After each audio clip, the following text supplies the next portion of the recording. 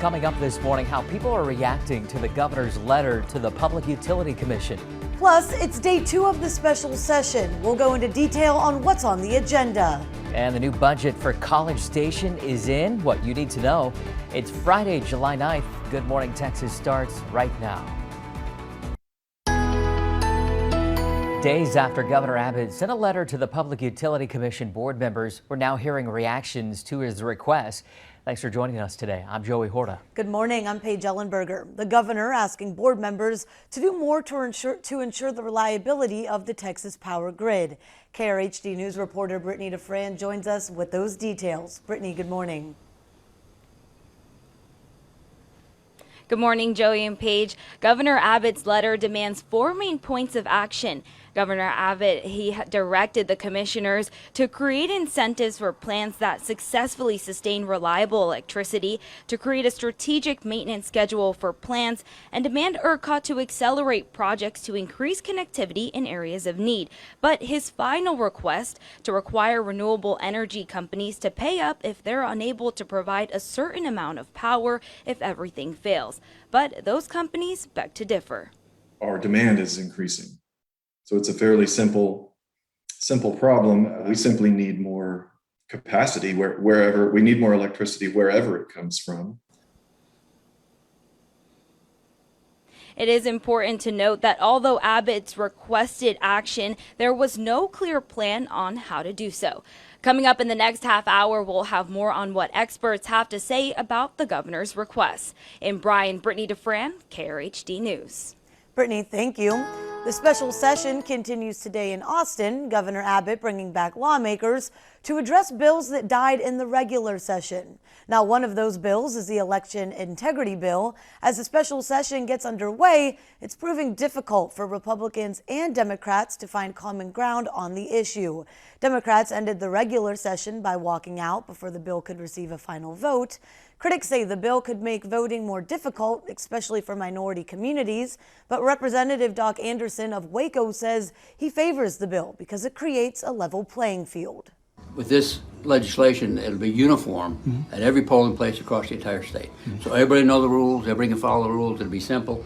And we also want to make sure on the voting machines that they're tested before and afterwards. Consistency of elections across the state seems appealing to a lot of people. Some hope that will ensure this bill's passage at the Texas Capitol. Another big topic of the special session is the issue of bail reform in Texas, particularly who can be denied bail and why. Austin Walker from our sister station, KXXV, has more. After passing in the House but failing in the Senate, the bail bond bill is back again with the goal of reaching Governor Greg Abbott's desk. The bill is designed to give judges and justices the ability to deny bail for people charged with violent crimes. Any kind of obviously death or robbery, aggravated robbery, sexual abuse, human trafficking. Republicans say this bill would ensure safety for community members, but on the flip side, some Democrats speak out, calling this bill, quote, inhumane. One person I spoke with today who didn't want to be on camera says, quote, this bill will further break the prison system and incarcerate more potentially innocent people. 423. As for law enforcement, it's on the other side of the coin. It must be done. Parnell McNamara, McLennan County Sheriff, says dangerous individuals need to be removed off the street. It's like opening the gate on Saturday at the zoo and you open the gate of the tiger cage. And you just hope nothing bad happens, but it's going to. As the doors shut on day 1 of the legislative special session, Texans wonder if this bill will once again fail or will it land on the governor's desk. Like it or not, more rain coming back into the forecast. It's been good for us, right? Well, you know, we've been having to deal, Joey, with bouts of rain on and off, and it looks like today we're going to be having to deal with more of that, all because the same low-pressure system down to our southwest, it hasn't moved much. Yesterday, we were talking about it spinning near Corpus Christi. This morning, well, it's spinning closer to San Antonio, but you get the picture. It's still in the vicinity, sending rain into the Brazos Valley. So once again, we will have rainfall to deal with. Now, today's highs well, they're not going to be all that high because, again, the cloud cover and the rain keeping things a little cooler. 82 in Bryan College Station, 81 Franklin, and 80 in Milano. Brenham, you'll be at 82 degrees today. Tonight, cooling off down to, well, usually where we have been. These have been pretty typical for overnight lows. 74 Bryan College Station, 72 in Calvert, 70 Rockdale, and Anderson should have a low of 72 degrees for tonight. So, yeah, there's going to be more showers and occasional thunderstorms coming up from the southeast, moving to the northwest. The biggest threat with these would be some localized flooding because certainly some downpours will be possible. Most of the rain is actually going to be falling during your morning hours into midday. By the time the afternoon rolls around, we'll kind of be drying out. So kind of the inverse of what happened yesterday with mostly cloudy skies going into tonight. And by Saturday, it looks like other than a couple showers in the area, we'll finally be rid of this rainy pattern and we'll get to enjoy some drier weather for the meantime. So again, it's going to be on the cooler side today.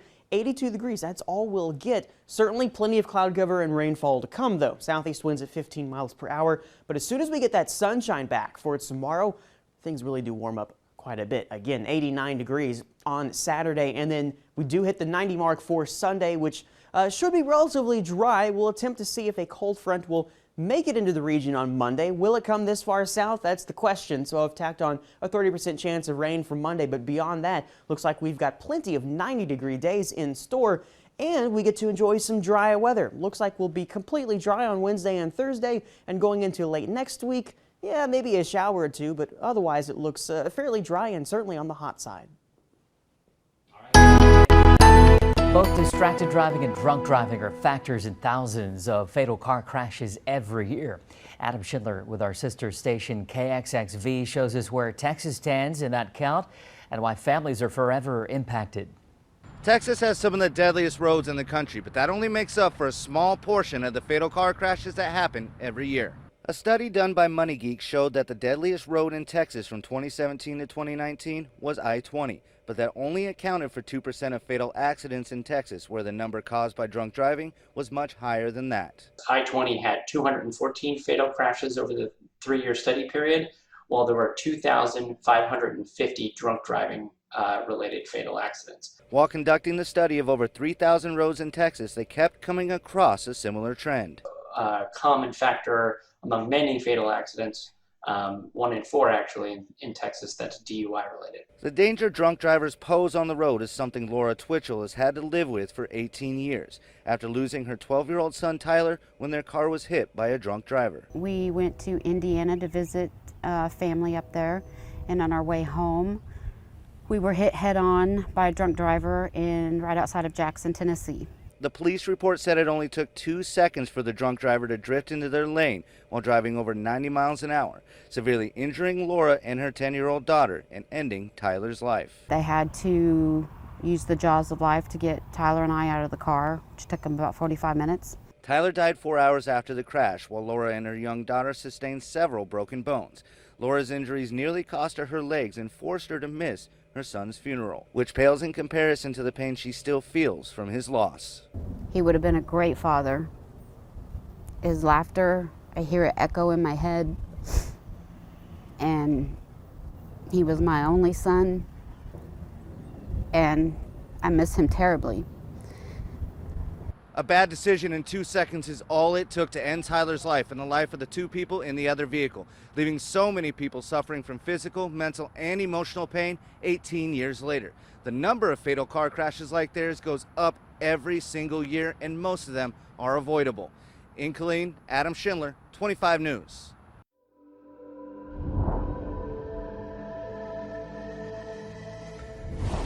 Water, the source of life. With record droughts in many parts of the country, it's never been more valuable.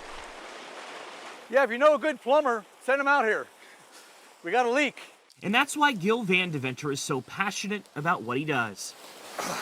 He's a hydrogeologist. He studies where water comes from and has been working with local water conservation districts around the country since the 1980s. He says, unfortunately, in West Texas, water is uncontrollably flowing from old irrigation wells, just like this. So it's flowing to the surface at 800 gallons a minute, maybe? No one is claiming responsibility here. No one, not even the government, is paying to plug them. All water in West Texas is precious. Water is spewing so rapidly, new lakes have actually been formed. Wildlife is migrating here from the Gulf Coast, which is 9 hours away. And this is gypsum. But Gil tells us this isn't just a story about wasting water. It's a story about how water, if not plugged or filtered properly, can actually cause more harm than good. All right. Jeez. Hear Gil's monitor alarm going off? That's because the water here is emitting gas considered to be unhealthy. If this water was properly filtered, you could drink it. That's not the case today. Your alarm just went off. Are we at risk for anything? Because of the wind out here, we're not at risk. It's okay. While we may be okay, the landscape isn't, and being exposed to sulfate gas over time has an impact. Vegetation's coming up so much. He drove us to this massive lake that's been created by a separate abandoned irrigation well. This lake has been in existence for over 20 years. The vegetation around here dying slowly. Gil tells us the plant's roots can't take what's in the water. He fears massive contaminated lakes like this could impact all the safe drinking water nearby. And if it does, that's kind of what could be termed as an environmental disaster. Gil is hoping the bipartisan infrastructure package being debated in Congress will help provide money to fix old water infrastructure wells just like this. If it passes, $21 billion is slated to be allocated to environmental remediation. $55 billion is slated to go to water infrastructure. Gil knows getting that money to West Texas won't be easy, but he is sure going to try. County leaders attempted to fix the water problems here a few years ago. A massive sinkhole formed instead. It's actually still sinking. Last I heard was about a half to 3/4 inch a month. In Imperial, Texas, I'm Joe St. George. Inmates at the Brazos County Jail will soon be able to get job training. The details on the detention center's partnership with Blinn College when Good Morning Texas returns. The city of College Station is getting ready for the next fiscal year. Last night, City Council got its first look at the proposed budget. KRHD News reporter Rachel Espayat shows us the city's plan. Tonight's City Council meeting in College Station was focused on budget as the city manager formally presented this proposal to council members. We took a thoughtful approach to make sure that we planned on a bounce back, but we're not sky high. We had done a lot of things this last year to try to prepare ourselves to be in the best financial position possible, and we think we were successful at doing that. A financially conservative approach helped the economy remain stable despite still recovering from the pandemic and dealing with setbacks caused by the record-breaking winter storm. The city is working with a $354 million budget, showing its stride towards normalcy. Last year, we were facing, what is a global pandemic and how is that going to affect everybody? We have a better sense of how things at A&M are going to happen. The hotel tax fund took a major hit, but is expected to return to normal when Texas A&M events come back. The hiring freeze has been lifted, even adding some more positions and working back in additional expenses for traveling and training. There is still some uncertainty with that, and so trying to make sure that we maintain healthy reserves in our budget and still work to address some of the key needs. All tax rates are proposed to stay the same. In College Station, Rachel Espayat, KRHD News. The Brazos County Detention Center is continuing its partnership with Blinn College and others to provide job training for inmates. KRHD News reporter Rebecca Fiedler has more. 6 men graduated today from the Brazos County Detention Center's facility maintenance program.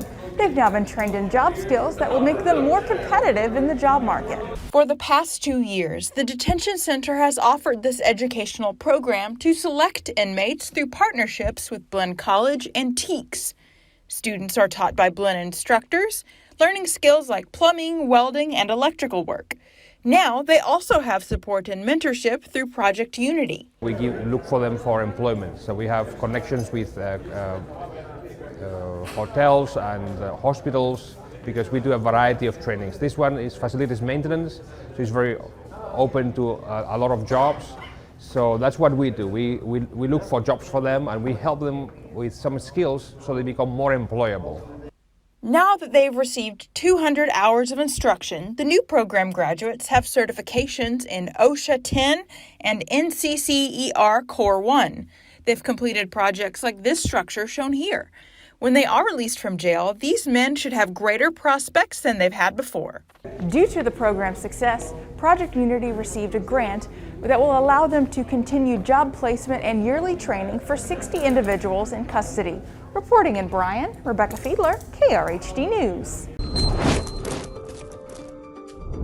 Good news for all you chocolate lovers out there. While it's not considered a health food per se, chocolate with a high cocoa content has been shown to have nutritional properties that may benefit your health. There's been a lot of studies that show the specific antioxidants in chocolate that have been very helpful with lowering blood pressure. Doctors say those specific antioxidants in chocolate may also increase dopamine and endorphins, creating a mood-boosting effect. However, health experts warn that calories can add up quickly with chocolate. Many doctors suggest no more than 1 ounce per day, which is about 30 grams and 200 calories. And the darker the chocolate, the better. Experts recommend 70% cocoa or higher. And many doctors advise steering clear of white chocolate and milk chocolate, which are high in sugar and fat and provide no health benefits.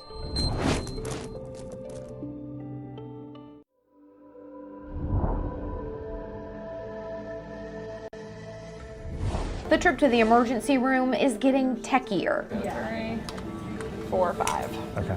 Right now, when a patient comes into the ER, it can go slow. They meet a triage nurse who enters them into the system, gets their vitals. Then they wait and wait. They're kind of just stacked up in line of what order they come in, with the exception of folks who are very, very sick, who meet certain criteria, are taken straight back to a room into the emergency department. But at Swedish Medical Center near Denver, Colorado, technology is speeding up that process. Enter virtual triage. They set up a demo to show us how it works. Now, when a patient comes into the emergency room, a doctor can join the check-in process on an iPad. Obviously here is the camera with the patient, and we're exchanging a story here back and forth between the two of us, while at the same time on this computer, I have access to all of the patient's records. In the back, a doctor listens in, immediately evaluating and acting, sometimes ordering labs, tests, x-rays, sometimes pain meds. Right now, staff mostly uses it during their busiest times. We can still save, on average, about 10 minutes. And that's just at the start of the visit. Those 10 minutes could make all the difference.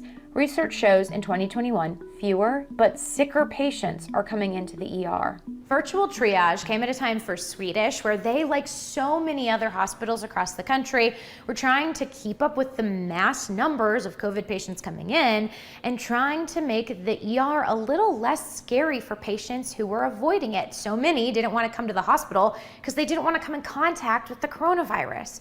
Well, it has been so successful that now HCA, their parent company, which owns more than 180 hospitals around the country, are also rolling it out in their ERs too. There is always a role for what we call the physical exam. We first met ER Doc Nick Sipsis 15 months ago. Then he showed us how doctors were leveraging a new secure conferencing technology called Zoom, which was just catching on to visit with patients. In some ways, I can't believe that 15 months have flown by, and in other ways, I can't believe it's only been 15 months. Since then, COVID's kicked in the telehealth acceptance door, he says, paving the way for changes like this. For those patients not ready to take the tech jump, they can still sign in the old-fashioned way. One thing isn't changing though. Virtual triage won't replace the doctors who decide what's wrong and how to treat the patient. I love seeing patients in person. I'm not trying to give that up. Lindsay Thies, Denver.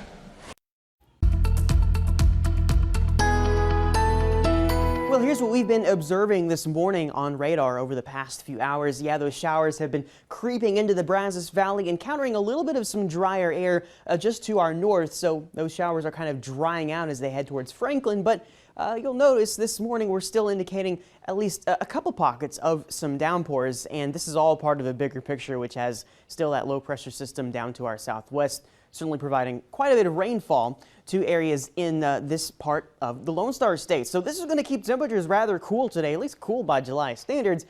82 degrees for a high in Bryan College Station, as well as Anderson, Madisonville 83 degrees, and Calvert 82. But tonight's lows should be a little bit more familiar. This is basically where we've been for the past several mornings, with temperatures like 70 in Milano, 74 in Hearn, and 72 for an overnight low in Franklin. So here's what future track looks like. We've still got a lot of that rain coming and going from southeast to northwest. I hate to say it, but it does look like it's going to be another rather wet day here in the Brazos Valley, and there will be some thunder at times, but the biggest threat is going to be some localized flooding with all these downpours that will be possible. So most of the rain is actually going to be falling during the morning hours today. Some of that is going to linger into noon, but by the time we get to your evening, well, it certainly will be cloudy, but the rain will have let up. So we get at least a nice chance to dry out there for Friday evening. And then Saturday's looking a whole lot better. Other than a couple showers in the area, we really don't have much to worry about. So we get more sunshine back on Saturday, and that will help to really drive those temperatures up. And before you know it, those 90s will be back. So 82 degrees today with plenty of rain, 89 for tomorrow, and then 90 degrees does come back on Sunday. Should be staying dry on Sunday, maybe a little bit of rain on Monday. But either way, our temperatures are going to be in the low 90s to start out next week and going through the work week. Plenty of low 90s in there. We could even make a run at 93 come next Sunday. Hey, not too bad. We'll take it. Pretty good. Just have that umbrella handy as you go out this weekend. Exactly. Well, stick with us. Good Morning Texas will return in just a few minutes.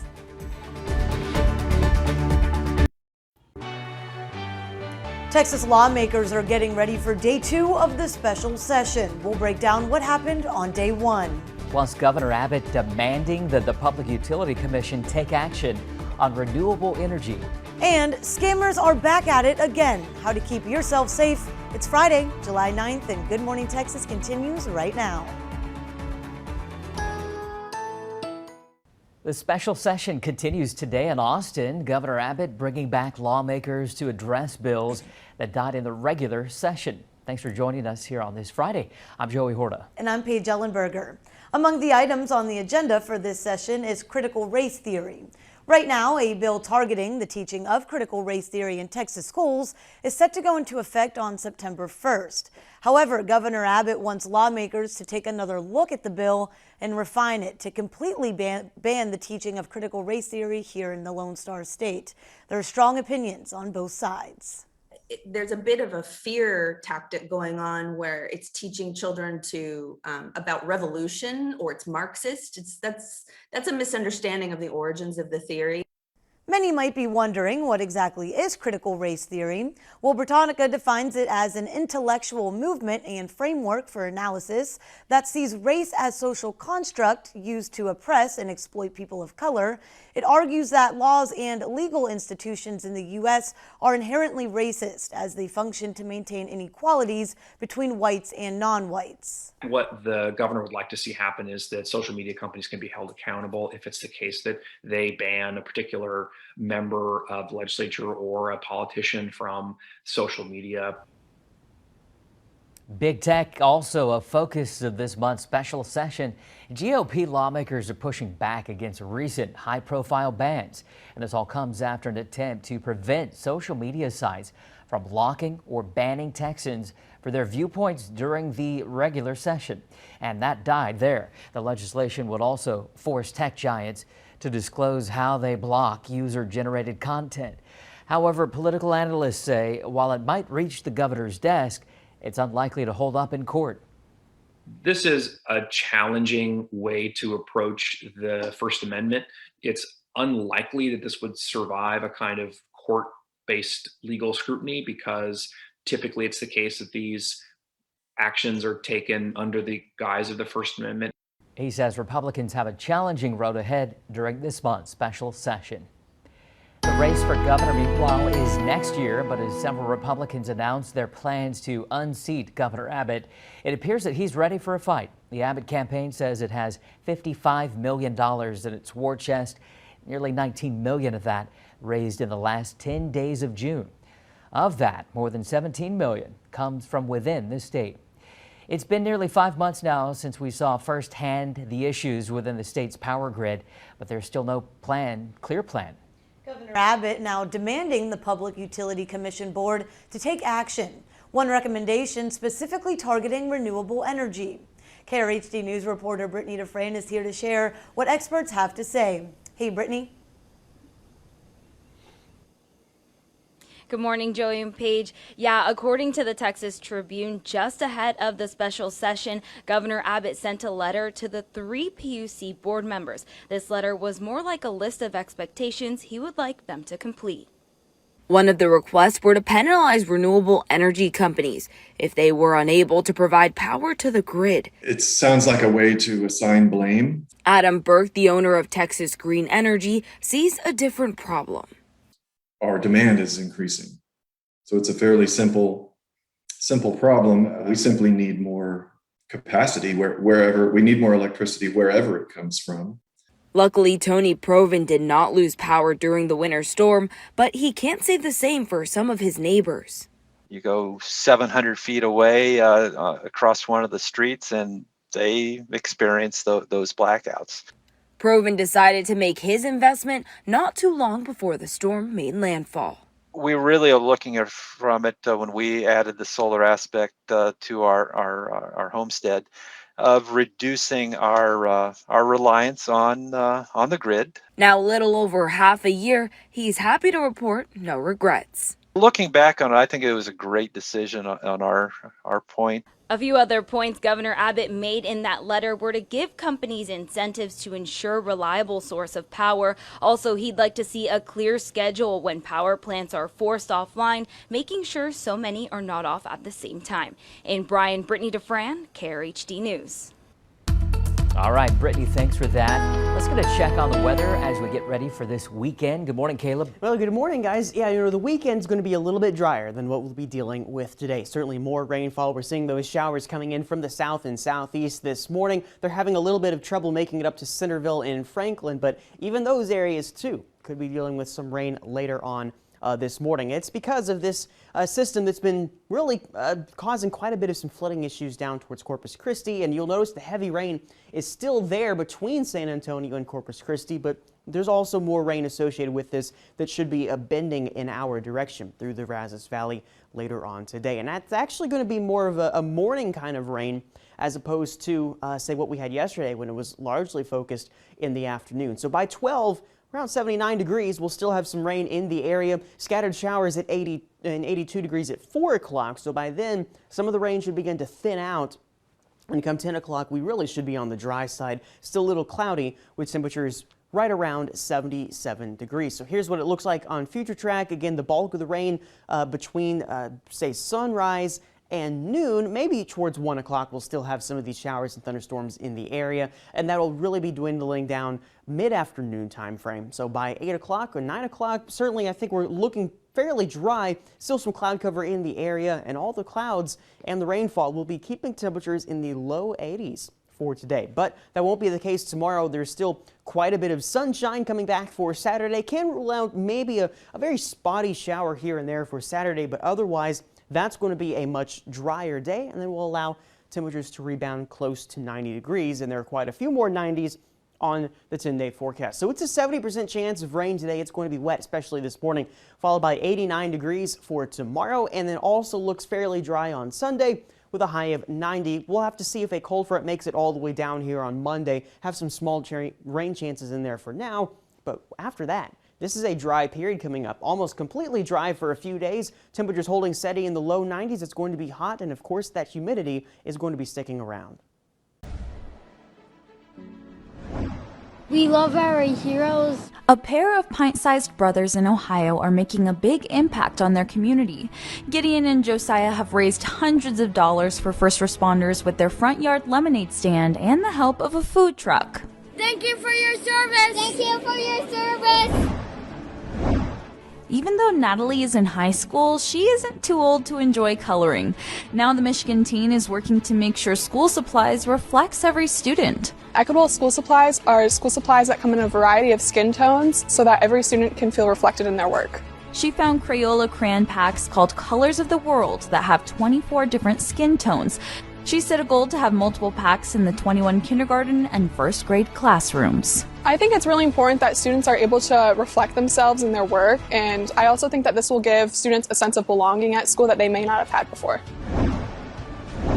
This Denver teen could teach most of us a thing or two about philanthropy and even more about dreaming big. 3 years ago, she started Annabelle's annual Children's Hospital stand. She makes bracelets, sugar scrubs, and raffle baskets to benefit kids at her local children's hospital. To date, Annabelle has raised more than $18,000. This year, she wants to double that. I would have never thought when I started this up that it would become as big as it's become. Natural gas companies are often challenged to be more environmentally friendly.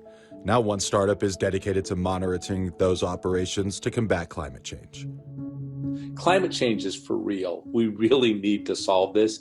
I think we can solve this quicker than people think. And we're going to achieve this through reducing emissions throughout our operations. Certified organic logos promise consumers that certain products haven't been touched by synthetic pesticides. But what about applying that same strategy to fossil fuels? We have a product called TrustWell, which provides 600 data points on the pad level. Chris Romer, the CEO and co-founder of Project Canary in Colorado, is trying to do just that by monitoring natural gas operations. So it's a per well rating system where we look at how was it drilled, did they drop the fracking fluids on the ground, did they do any spills, was it safely drilled, did they take the produced water, did they dump it in the river, is there ozone emanating from the pad that's hurting children at a local school on asthma, are they emitting methane? So think about it, there's kind of like a Carfax combined with an Equifax credit score, and it basically gives you a very transparent rating at the pad level as to whether the oil and gas company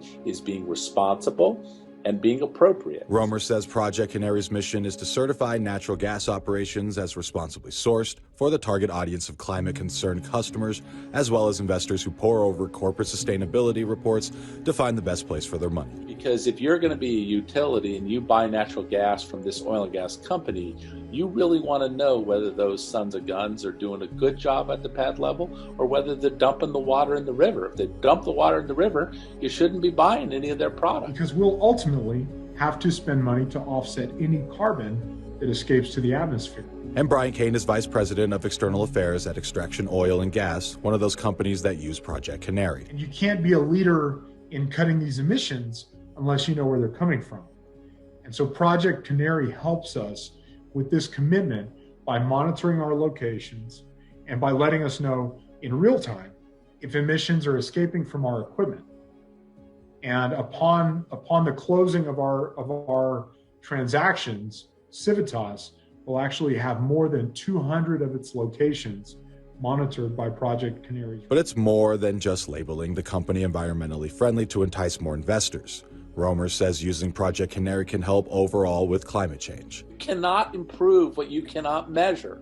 Letting people estimate my carbon impact or estimate my methane BS. Come on. Let's get real. Let's get it done. The right side of history says we've got to solve climate change.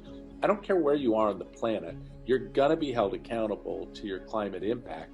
And there has to be trusted independent data to stop the greenwashing. And Romer plans on expanding the service across the country to help make sure natural gas operations are sourced responsibly.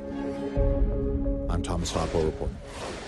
Still ahead this morning, Teresa Balboa, the Houston woman accused of killing a 5-year-old, has been charged. We'll break down those charges when Good Morning Texas returns.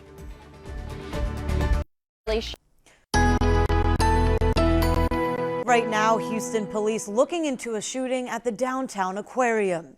The shooting last night left 2 men dead and 1 woman hurt. Police say a suspect shot a man and a woman before turning the gun on himself. The woman was shot in the leg. No one else was injured. Also in Houston, a woman now facing a capital murder charge in the death of her boyfriend's 5-year-old son. Teresa Balboa was arrested last month after Samuel Olson's body was found at a hotel in Jasper. Court documents say she hit the body with a blunt object. Here's Micah Hatfield. The timeline on this case has been all over the place as far as when Samuel Olson died. Court records filed today on the capital murder charge accused Teresa Balboa of murdering her boyfriend's son on May 12th. Investigators say they found a receipt showing that Balboa's roommate, Benjamin Rivera, bought a plastic bin and duct tape at Walmart on the 13th.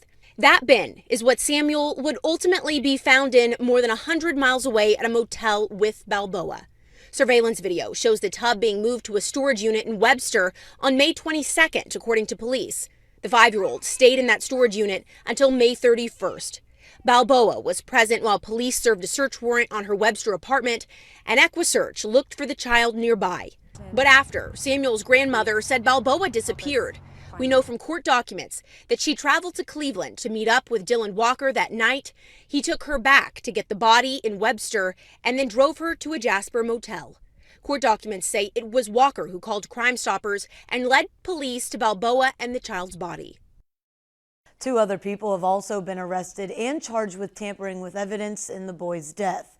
Balboa's next court date has been scheduled for Monday. She remains behind bars on a $600,000 bond.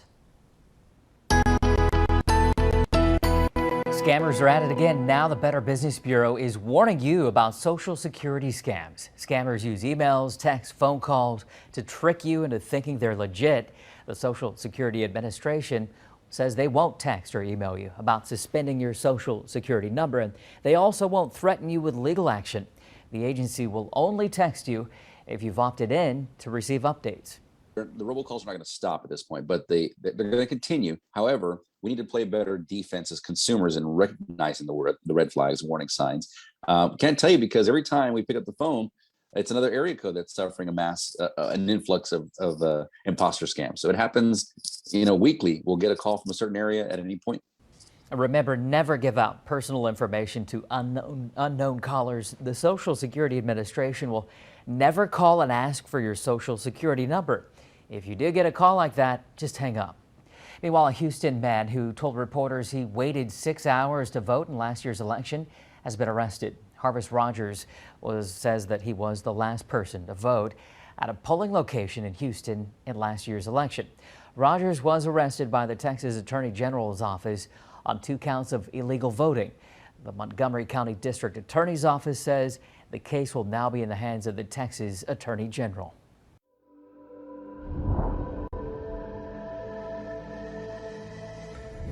For years, Jennifer Myers led the good life. It included trips to Vegas and the mountains. And that's how we were paying for it, was every time was credit card. Along with the purchases of designer handbags and expensive bikes. If you want something, just get it. Luxuries financed by a dozen different credit cards, some with interest rates above 20%. Discover, Sam's Club, TJ Maxx. And how much did it add up to? It was $100,000. How did that make you feel? I was in tears. I was crying. During the pandemic, credit card balances fell 17%, but creditcards.com found Americans this year have an urge to splurge. 44% of Americans told us that they're willing to go into debt during the second half of this year for non-essential purchases. In Jennifer's case, she turned to the nonprofit Money Management International for help. We are able to consolidate, much like a debt consolidation loan, but without creating a new loan. We're able to consolidate those monthly payments and lower those high interest credit card rates down to around 7%. Set us up on a 5-year program to pay the whole entire debt off. In Jennifer's case, Money Management International negotiated lower interest rates and put her on a payment plan. Everything's zero balance. Last month, 4.5 years after she signed up for debt help, Jennifer made the final payment on her $100,000 credit card balance. How does it feel to be debt-free? It's wonderful. Absolutely wonderful. It's a whole burden lifted off of me. All right, if you're going out doing anything outdoors with your dog, maybe get him a rain jacket online. Yeah, or just have one for yourself, for sure. Either way, I think you'll want one, or an umbrella, something to keep the rain off you this morning, because it will be coming down maybe heavy at times through the morning hours. Now, the heaviest of the rain, it's going to stay down towards San Antonio, but you can kind of already see this morning that activity lighting up near the Katy and Houston areas, and that'll be flying into the Brazos Valley throughout the morning. So yes, it's going to be wet for the first half of the day. The second half of the day, maybe not so much, but it's going to be enough to cool us down, only topping out at 82 degrees today. Navasota 82, Brenham 82, and Cameron, your high 80 degrees. Madisonville, your low tonight will be 70. We've got 72s on the board, 70, 71. Yeah, generally the low to mid 70s for your overnight lows. So here's how the rest of the day is going to play out. So there's going to be some rain in the area with some thunderstorms, pockets of downpours around noon, 79 degrees there. Your high today, 82. That'll show up right around 4 o'clock. Most of the rain will be leaving the area by that time, but cannot rule out a few showers.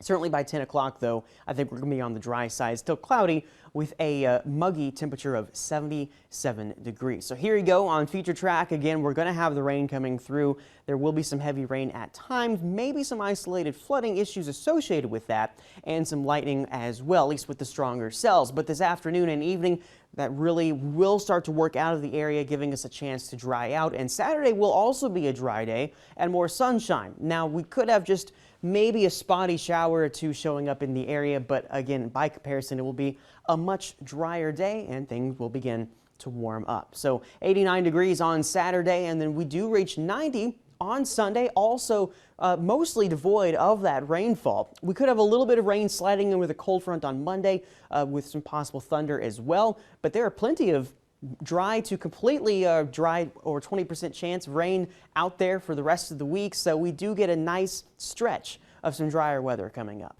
I was serious about the rain jacket for the dog. No one wants a wet dog. That's not fun.